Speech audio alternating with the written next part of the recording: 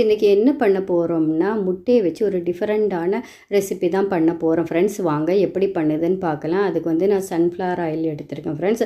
ஒரு 6 பல்லு பூடு வந்து நல்லா துருவி எடுத்துக்கிட்டேன். இந்த பூடை வந்து நம்ம ஸ்லிம்மில் வச்சு நல்லா ஃப்ளேவர் வருது வரைக்கும் நல்லா வதக்கி விட்டுக்கிடலாம்.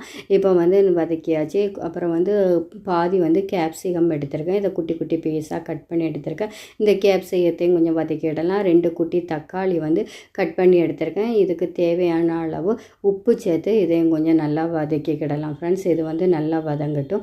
வதங்கின பிறகு இந்த மாதிரி அளவுக்கு வதங்கணும். இது கூட வந்து கொஞ்சம் பெப்பர் தூள் சேர்த்துருக்கேன்.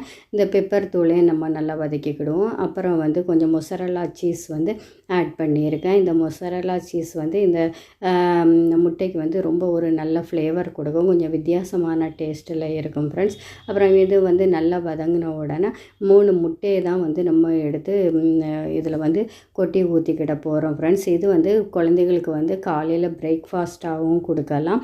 அப்புறம் வந்து மத்தியானம் வந்து லஞ்சுக்கும் ப்ரிப்பேர் பண்ணி சைட் டிஷ்ஷாகவும் நம்ம எடுத்துக்கிடலாம். ஈவினிங் டிஃபனாகவும் கொடுக்கலாம். ரொம்ப ஃபில்லிங்காகவும் ரொம்ப ரிச் ப்ரோட்டீனாகவும் இருக்கும் ஃப்ரெண்ட்ஸ். இது வந்து ரொம்பவே அருமையான டேஸ்ட்டில் இருக்கும். இது வந்து நம்ம முட்டை ஊற்றும் போது வந்து ரொம்ப ஸ்லிம் ஃப்ளேமில் வச்சுக்கிடணும் ஃப்ரெண்ட்ஸ். இது கூட வந்து முட்டைக்காக கொஞ்சம் உப்பு தூக்கி வைக்கிடேன்.